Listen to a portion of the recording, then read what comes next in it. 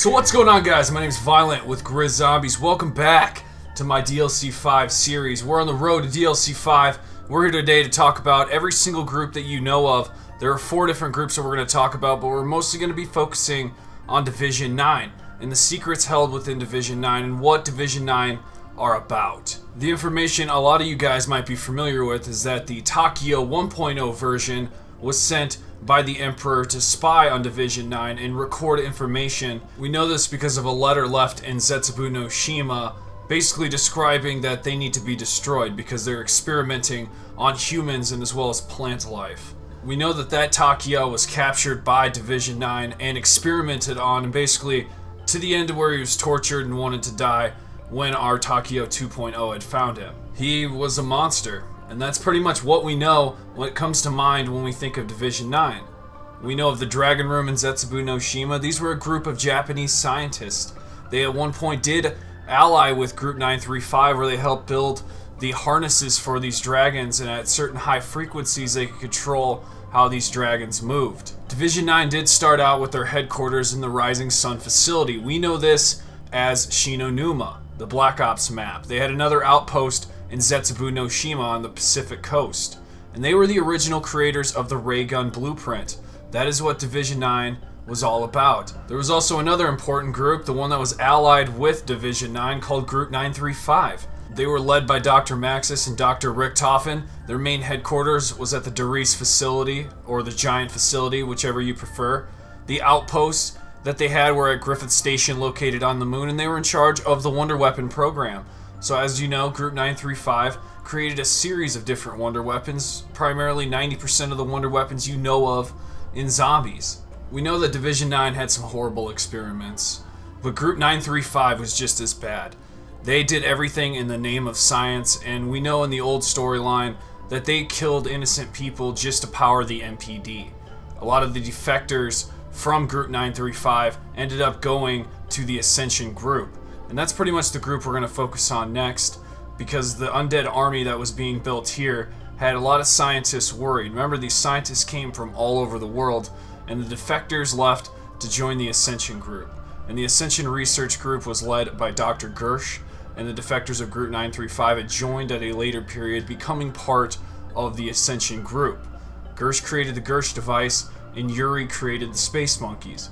I went over some of this research in another video, talking about the Ascension Group a little bit, and Dr. Gersh and Yuri as well. So if you're interested in learning a little bit about them, I'll have that linked in the description box below, so be sure to check that out. There's one specific reason I'm bringing up the Ascension Group, and that is because on the loading screen of the new Ascension loading screen, we see Division 9 pretty much being responsible as well for something happening in Ascension. We have yet to discover this, or why this loading screen is important, but it's brought to our attention as possibly a DLC 5 hint, so we have to take that with a grain of salt as we move forward with this information, but it's important that we talk about it. The last time I talked about Ascension, I was talking about it being stuck in time. And the reason that's so important is because the map can be revisited at any point in time that Treyarch wants to actually make that move.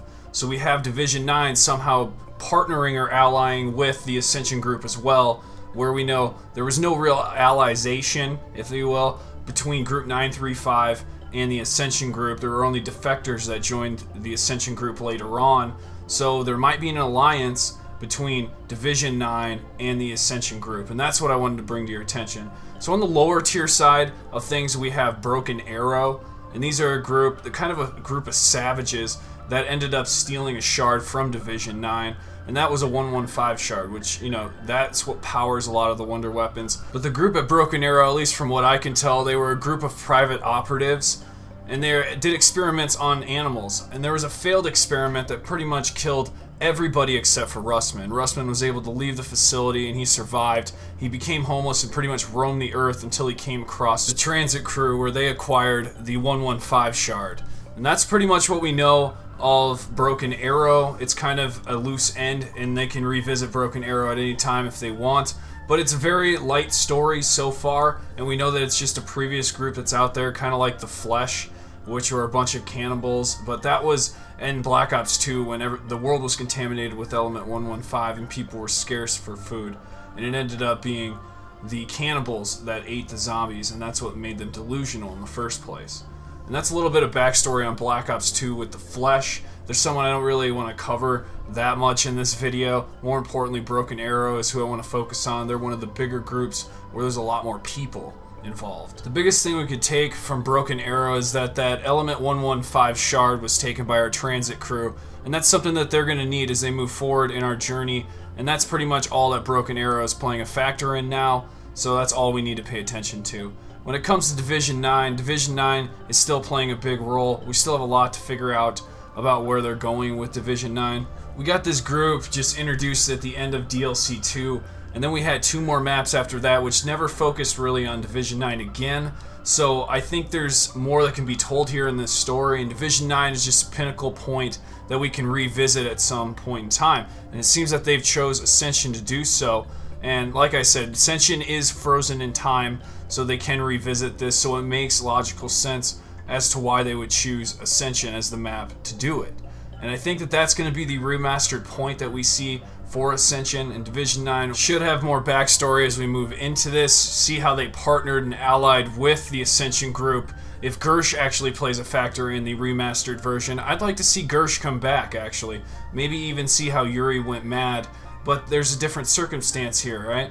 So if it's remastered, Yuri shouldn't even be in the picture when I think about it, because Yuri was in the Samantha version. He's the version that helped Gersh get trapped in the Gersh device to begin with. Actually, it was the Casimir mechanism. But let me know in the comments below what you guys think of Division 9 being remastered with the new Ascension map. Do you guys like that idea? Do you think these other groups will come back and somehow play a role in this new map? So be sure to hit that like button if you learned something, and I will see you in the next video.